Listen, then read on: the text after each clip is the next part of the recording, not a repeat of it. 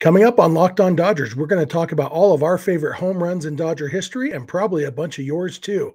So let's get Locked On Dodgers.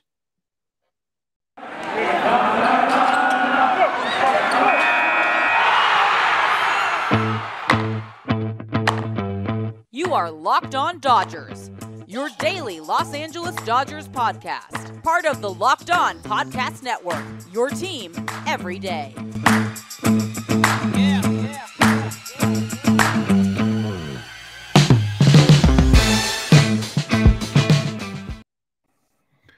Hello, Dodger fans. I am Jeff Snider of Baseball Essential. That is Vince Samperio of Chavez Ravine Fiends, and this is Locked On Dodgers, part of the Locked On Podcast Network, your team every day.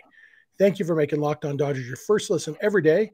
Remember, this show is free and available on all podcast platforms and on YouTube simply by searching for Locked On Dodgers.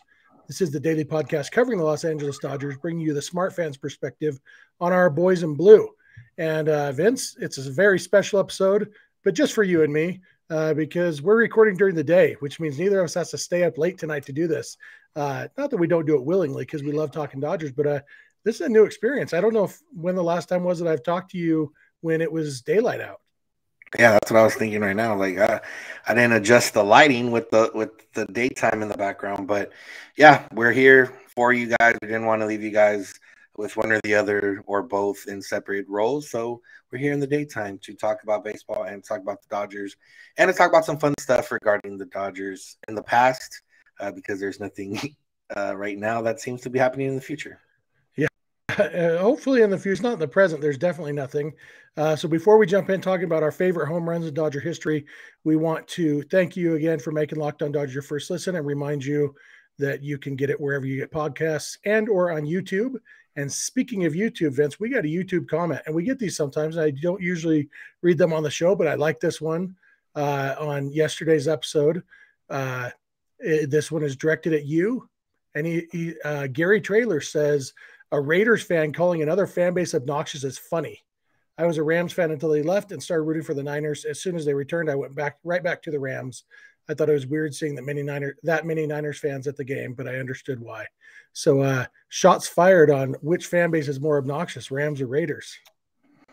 I don't know, man. All the Raider fans I know are miserable Raider fans that aren't obnoxious. So if there are obnoxious Raider fans out there, which I'm sure there are, they're making us look bad. But all I know is that the Raiders have been bad for almost 20 years, and people still hate and talk trash about the Raiders, which it doesn't make any sense.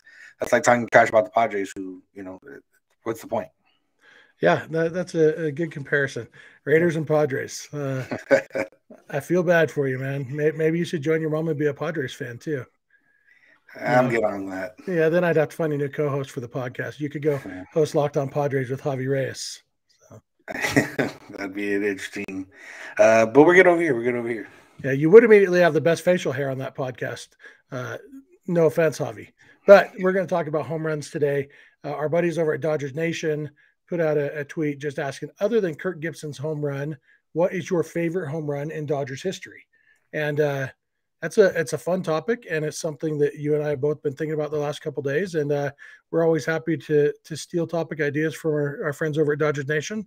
And so that's what this episode's going to be. We're just going to be talking. So obviously, Kirk Gibson's home run in Game 1 of the World Series in 1988 is the most famous home run in Dodger history. And, it probably wouldn't even make your list since you weren't alive for it. It would definitely make my list, but it's like when somebody asks me what my favorite Major League Stadium is, and I have to just exclude Dodger Stadium because obviously that's my favorite. So, of the inferior stadiums, here's what I think. And that's kind of, so this is of the lesser home runs that aren't Kirk Gibson. But there have been a lot of good home runs in Dodgers history. So let's jump right in, Vince. What's your first one you want to talk about? Yeah, thinking about I'm going to attack this. I think I'm just going to go how I think about them in my head, not any type of order.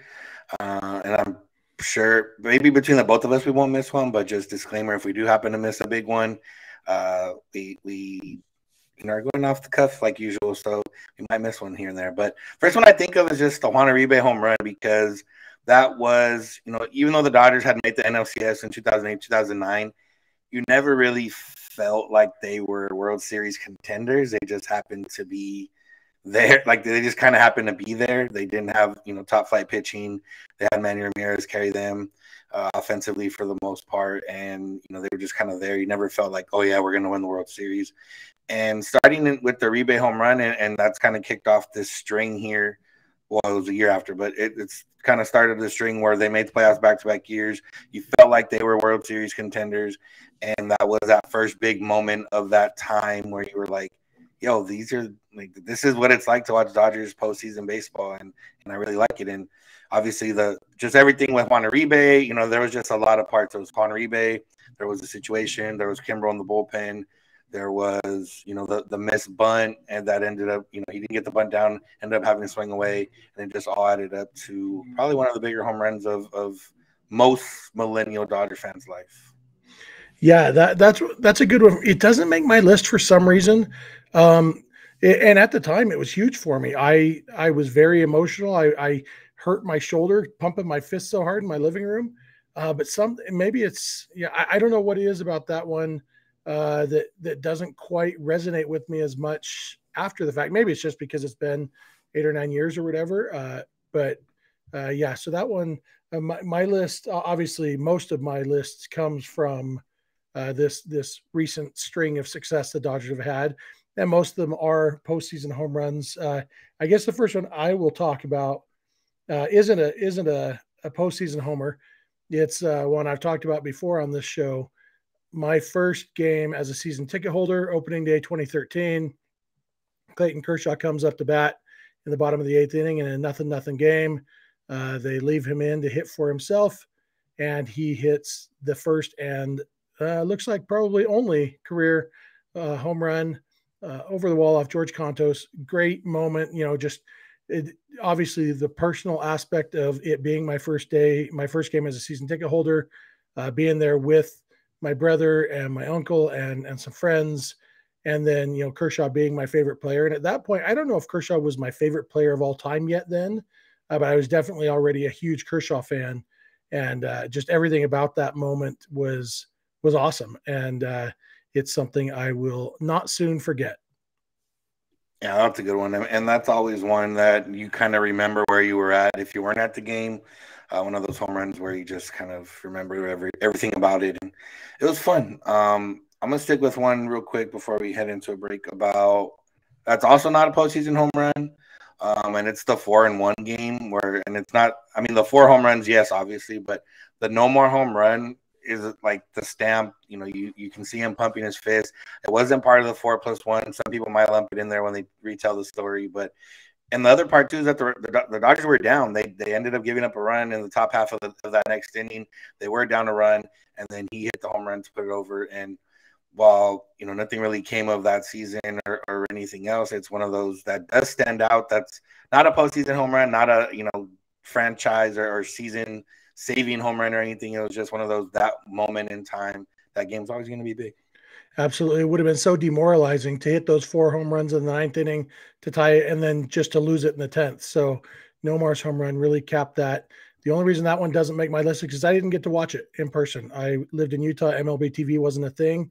And so I was following the Gamecast on ESPN.com. And it was fun in its own way, but it wasn't the same as watching it. So, we're going to take a quick break. Want to thank you again for making Locked On Dodgers your first listen every day. We'll be back in a minute to talk about a bunch more Dodger home runs. So keep it locked on Dodgers. Hey, new year, new resolutions. And most likely, if you're like a lot of people, one of your resolutions is to eat better. Well, Built Bar can help you because you're eating better in 2 different ways. A, Built Bar is better for you than a candy bar. And B, Built Bar tastes better than any other protein bar. And actually, to be honest, better than a lot of candy bars. So if you want a nice snack, a nice treat that makes you feel like, hey, life isn't terrible eating healthy. I don't want to shoot myself in the brain instead of, eating healthy. Built Bar is a way to go. Every Built Bar is covered in 100% real chocolate. They're all very good for you. Low calorie, low sugar, low carb, high protein, high fiber, all the good stuff you want, none of the bad stuff you don't want. And the best part is if you go to built.com, you can use promo code LOCK15 and you will get 15% off your order. That's promo code LOCK15 for 15% off at built.com. This episode is also brought to you by rockauto.com. I am a huge Rock Auto fan. longtime listeners of this show will know that. I feel like Cy Greenbloom. I'm not just the advertiser for rockauto.com. I'm also a client. I get auto parts at Rock Auto every time I need them because I have discovered, and I wouldn't know about them if they hadn't advertised on this show, but I went to their site just because they're an advertiser. I should check it out. And oh, look at that. Turns out they have all the parts my car will ever need, and they cost a bunch less than if I went down to the gross auto parts store. And who wants to do that anyway? I would pay more for the convenience of not having to go to the auto parts store. But with Rock Auto, you pay less. And so they have everything you need. You will pay less. You will be much happier. Just trust me. Go to rockauto.com. And when they ask how you heard about them, tell them Locked On sent you. Amazing selection, reliably low prices, all the parts your car will ever need, rockauto.com. All right, we are back, and I guess it's my turn to pick a home run. And just looking at my list, I'm going to stick with the regular season. I'll get to the postseason soon, but my next one would be Charlie Culberson's home run to clinch the division in 2016. It was Vin Scully's last home game. Just everything about that home run. The Dodgers, they were going to clinch the division anyway. I think it was the Padres I forget who was in second place at the time, but whoever it was about to lose, and the Dodgers' magic number was 1. So they were going to clinch it one way or another. The Padres are beating the Giants. That's right. Yeah. I knew it was happening in San Diego. That game, a lot led up to it. The Dodgers looked like they were going to lose their game. Corey Seager had was it a triple he hit that, just a big comeback, and then they're in extra innings. And it's like, okay, we know they're going to clinch it, but it sure would be nicer to celebrate a win than to celebrate after losing. And, we kind of backed into it.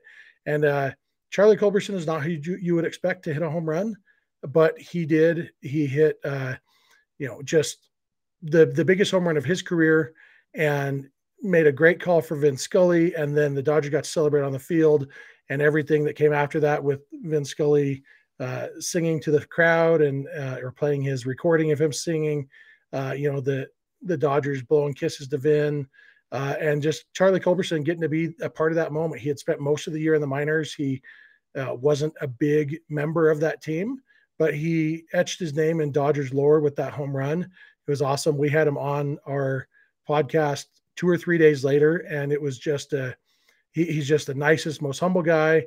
It was also that happened the same day that Jose Fernandez died. And so it was kind of a happy moment amongst some sadness, and kind of reminded us that happiness exists too. So everything about that home run was basically perfect.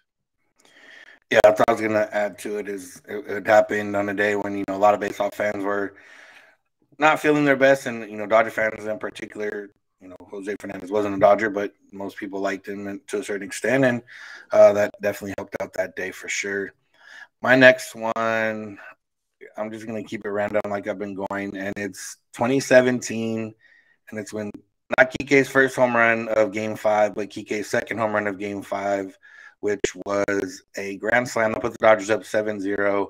And when I realized that I was going to see the Dodgers in the World Series for the first time in my lifetime, and, even with the 7-0 lead, obviously you're not 100%, but I was with that Dodger team and the way things were going, it was like maybe 95% of my head, like, oh, we're going to World Series. There's no way we're going to blow a 7-run lead. And it was just kind of waiting for the rest of the march of that game to get done, so we can, properly celebrate and get excited about seeing the Dodgers in the World Series. Yeah, absolutely. That's a great one that I hadn't put on my list that I tweeted out, but I thought of that one today, and it's kind of a under the radar one because, like you said, they were already leading. It turns out the runs were unnecessary. They blew out the Cubs in that game, but that moment, it was the same thing for me. I was on vacation with my family in Moab, Utah, and I was watching that game on my phone while we're sitting waiting for a magician act to start. And it was the magician was just about to come on stage, and Kike hit the grand slam, and it was like, because I had been stressing, like, I don't want to watch some magician when the Dodgers are playing for a chance to go to the World Series. And Kike's grand slam was like, oh, I can just put down my phone. I can enjoy the magician show, and then I'll get back to the hotel in time to watch the end of the game and cry with my kids. And that was such a a pressure release and stress reliever. It was a big one. Yeah. I think my last one that's on my list that is a regular season one, and there have been a lot of, a lot of fun walk-off home runs over the years. Andre Ether obviously had a bunch of them. The Dodgers themselves had a bunch of them. But I think this was the 5th of 5 straight walk-offs that the Dodgers had. They had the walk-off weekend against the Rockies, and then they were on a road trip for a while, and then they came back and they had the walk-off walk against the D-backs when Greg Holland forgot how to throw strikes and walked 85 straight batters for the Dodgers to win the game. And then the next night, I'm pretty sure it was the next night, Bellinger, who had the walk-off walk the previous night, hit the walk-off home run of Yohan Lopez. And it was, Lopez had taunted Jock Peterson a little bit in the past after getting him out, I think. And Cody Bellinger slapped his chest at the Diamondbacks bench. And just that home run, Cody Bellinger hit some beautiful home runs, but that one was one of his most beautiful, just off the bat. It was a no-doubter, just obvious home run. And coming off that guy in that situation, when we were getting spoiled on walk-offs anyway, it was pretty awesome. Yeah, I just watched that video. I don't know where it popped up the other day I think one of the guys from True Blue, I think Blake, put it together where the whole situation where strike out a Jock, Yohan Lopez going crazy, and then Bellinger coming up and hitting that home run. And yeah, that always fun. Like I said, there's so many to choose from that, we could have probably broke this down into regular season, postseason, but I think the next one I have is, and we're starting to get into territory of, obvious ones. But before we get into that territory, Steve Finley hitting the grand slam against the Giants to knock them in game 161 to clinch the NL West for the Dodgers, send the Giants home and with nothing. And it's just one of those, like the first, that's 2004, so I was 13. So it's one of the first ones where I was like old enough to recognize the magnitude of the moment and kind of realize, like, man, the Dodgers haven't really been in the playoffs most of my life. And now we're, going into playoffs. Steve Finley hits a grand slam, and it was, just a fun moment, a fun time, and one of those ones that you're going to remember, even though it didn't, at the end of the day, some of these home runs didn't end up leading to World Series championships, but look how much you remember them. Just to put it in perspective of sometimes when people complain about regular season, you're going to remember this stuff as time goes on. Yeah, for sure. The Steve Finley one, the only reason it doesn't make my list again is because I didn't get to watch it in person. That one I was on the phone with my brother, and so he was telling me what was happening. And I still remember exactly where I was sitting in my apartment and everything, but because I didn't get to watch it, it's like not quite the same. But yeah, Steve Finley, like raising his arm as he ran to first base, was my screensaver on my computer for years after that. And if I remember right, the Dodgers were down by 3 runs going into the inning, right? I think they ended up scoring 7 runs that inning. They had already tied it up, and then Finley comes up with bases loaded. And so it was one of those things where as soon as he hit it, you knew, okay, well, the game's over, because if nothing else, it's a sac fly. And then the fact that it ended up being a grand slam was just kind of icing on the cake. Yeah. Okay, I'm moving into the postseason now, I think. So many good ones. I'm going to go with another one that kind of along the same lines as the Kike one you did, of just the stress relief, was Puig's home run the next year in Game 7 of the NLCS in 2018, when there was a moment where I think the Dodgers were up by 1 maybe, and Christian Yelich hit that ball to left field that looked like it was going to tie the game or take the lead for the Brewers, and Chris Taylor made the great catch. And then it was the next half inning that Yasiel Puig comes up. And again, it was one of those things where you didn't necessarily need a home run. I think there were 2 guys on base, and Puig hits one, and you think, oh, that's a gapper. That's going to get a couple runs in. And then it just kept on carrying and went over the wall in left center field. And that was like that same moment as Kike's grand slam of the Dodgers are going back to the World Series. And it was a little bit different because they had just been there the previous year, but just that same elation of knowing the Dodgers just put this away. They're going to the World Series. So that's a big one for me.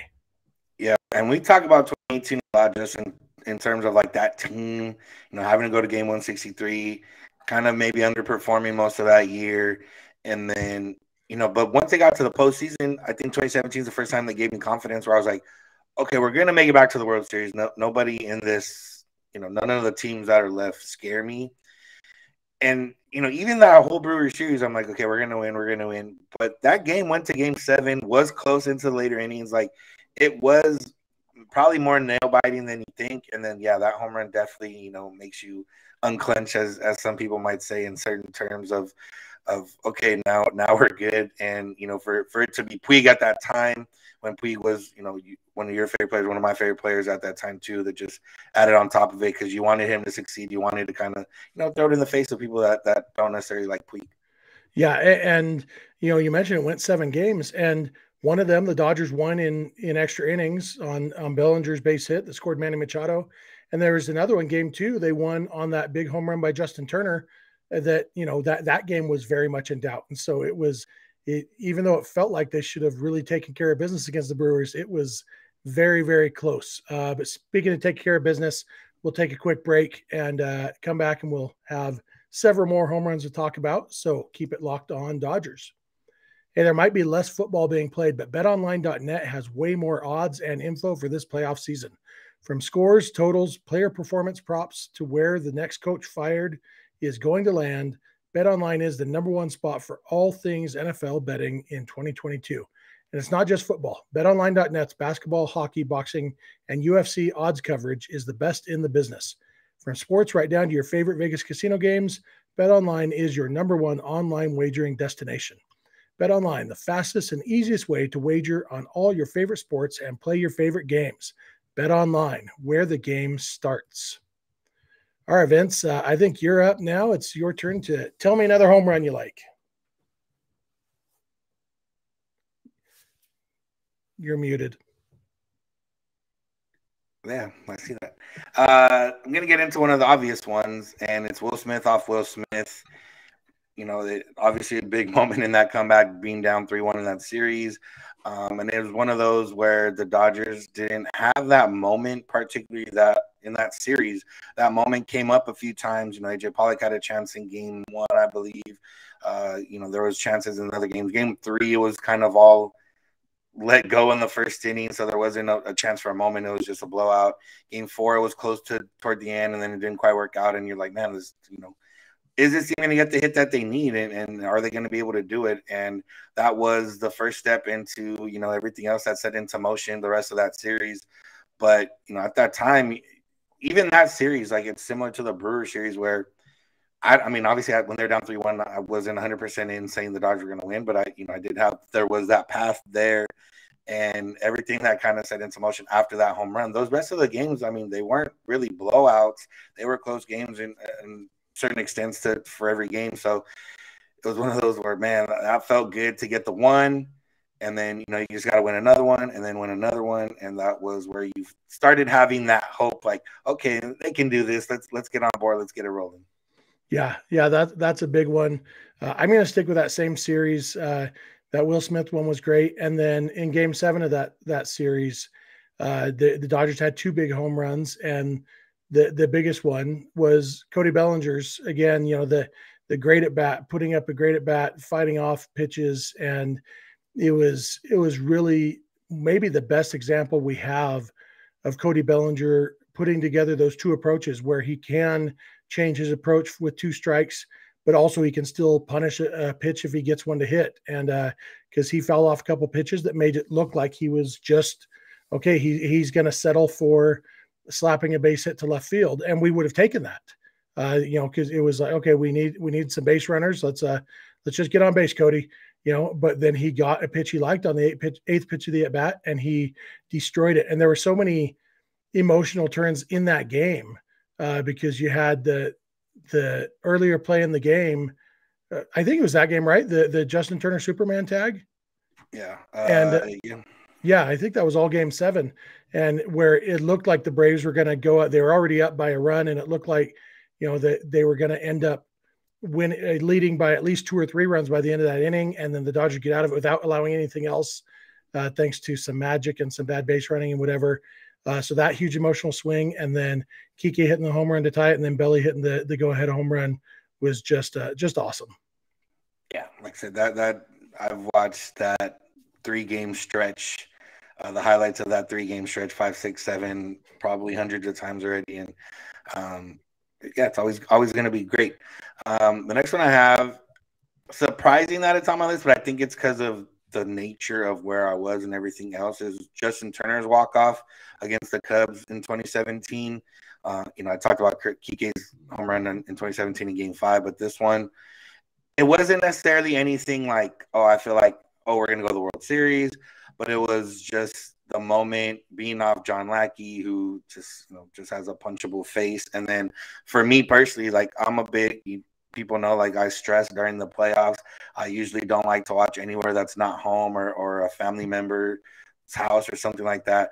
That game, the Raiders played that morning, so we got out of the Raider game, went straight to a Buffalo Wild Wings and Hayward or Allen, somewhere out there that we found, and watched the game. And it not really any other Dodger fans in there, just kind of us watching the game and going crazy. And it's one of those where like I said, I don't watch games in bars for sure. Definitely don't watch games out in public.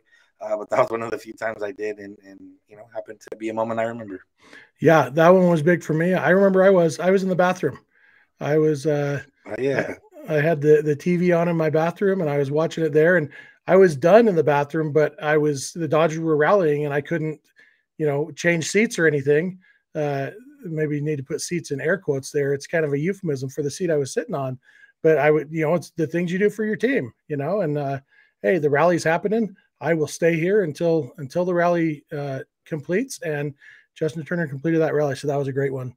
That one was on my list. I guess I've got two more.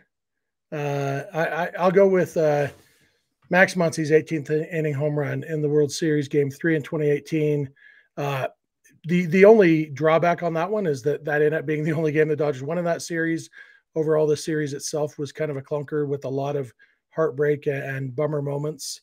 But that moment, that home run, the 7.5 hours into the game, I was like 17 hours into my day of driving and then being at the stadium early, and then the long game, being there with my two sons and my dad and my uncle.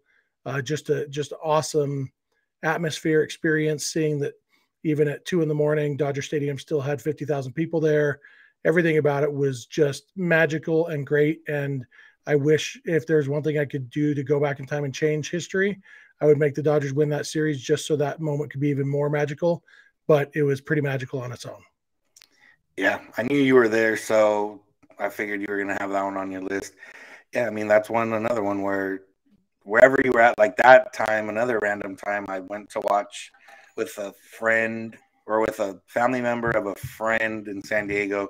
We were watching on a rooftop. We could overseeing Petco Park on a rooftop, and meeting that person meeting 3 guys that night for the first time ever, me and my brother, and we're now forever bonded. Like, we talk about it every so often. Like, oh man, remember when we first met and we watched 5 hours of baseball together, 6 hours of baseball, whatever it was, together on your rooftop, and you're like, yeah, that was fun. So that's one where, like I said, a lot of these don't lead to World Series wins, but they lead to lasting memories for most of us.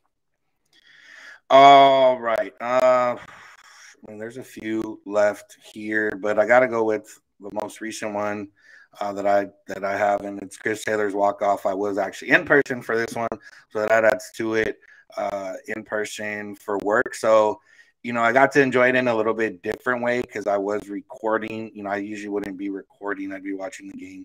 I was recording on my phone because I needed to capture it for work.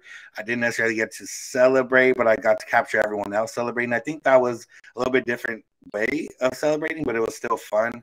And then once, the moment was captured, getting to go, and actually I got to talk to Chris Taylor for a quick second there. I got him to take a picture with the walk-off chain that we created for my work, BR Walk-Off. So it all kind of was a moment in time, a moment in night in that wild card game, especially because, like I said, it was a 1-game wild card game. That's like a Game 7, and the Dodgers, it didn't seem like, I mean, not that it didn't seem like they weren't going to win, but it was one of those games where some stupid thing with the Cardinals is going to happen, and we're going to get screwed out of like the real playoff spot. Yeah, I'm glad you picked that one, because after I said I had 2 left and I did one, then I realized I still had 2 left, and that was one of them. So now I can do my last, because that one was awesome. The whole stadium was rocking, and 15 minutes after the game ended, it was still just as loud as it had been at the moment. And one of the most fun atmospheres. My last one, and kind of going back to the Kike and Puig home runs, except multiply that by 100, because I'm taking Mookie's home run in Game 6 of the World Series in 2020 that clinched that. Dodgers were already leading. They were up 2-1, but Mookie's home run just kind of, it was the icing on the cake, and it was the dagger that said, okay, Dodgers are really about to win the World Series. And that was like the moment I believed that they were really going to win the World Series. And having not had that feeling since I was 11 years old, knowing that you had never had that feeling. A lot of my friends aren't old enough to have even been alive for 1988, or at least not old enough to really appreciate it. And so that moment for me and for all my friends was just a huge, huge moment, kind of locking that down. Yeah, and the fact that it came from Mookie, knowing what it took to get Mookie, knowing, everything that happened that year. And yeah, like you said, it was, even though it was only still 2-run lead, it was one of the more, it felt like one of the more insurmountable 2-run leads, especially when you realize that Dave was going to let Julio go and close out the ninth, and we weren't going to have to, sit through a Kenley Jansen ninth inning. And, it all kind of tied it up, and perfect way to tie it up here and finish out this episode too. Absolutely. My two honorable mentions, just because we were both in the stadium for him, Jock Peterson's walk-off on Jackie Robinson Day in 2019, and then Will Smith's walk-off against the Giants in 2021 that you and I were actually sitting together for. Those were both awesome and a lot of fun. Walk-off home runs are fun. Dodgers should do that every time I'm at a game. I walk-off home runs are always not bittersweet, but it's like, I wish the game wasn't this close. But if the game is going to be close, I like to win by walk-off. Yeah, absolutely. So, you got any other final thoughts before we wrap it up? No, I mean, we could probably go through and do another episode and find more home runs if we wanted to scrape a little bit. But no, these were the main ones for sure. And, I'm sure other people have their favorite ones based on different experiences. Like I said, some of those home runs may not be, maybe iconic Dodger home runs, but, depending where we were at or what the reason was, they're home runs that are fun for us. Yeah, absolutely. If any of you listeners have any ideas for episodes like this where you want us to list our favorite whatevers in Dodger history, let us know. We'd be happy to do that. We want to thank you again for making Locked On Dodgers your first listen every day. Now, for your second listen, check out Locked On Bets, your daily one-stop shop for all your gambling needs. Locked On Bets, hosted by your boy Q, with expert analysis and insight from Lee Sterling. It's free and available on all platforms. You can follow us on Instagram and Twitter at Locked On Dodgers. Vince is on Twitter at Vince Samperio. I'm on Twitter at Snydog, and the DMs are open in all of those places.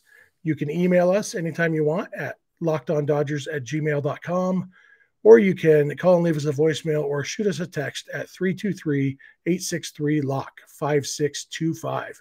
We are here every weekday morning, and we hope you'll be here with us. When you get in your car or sit on your couch, tell your smart device to play podcast Locked On Dodgers. And remember, you don't have to agree. You just have to listen. We'll talk to you tomorrow. Have a good one.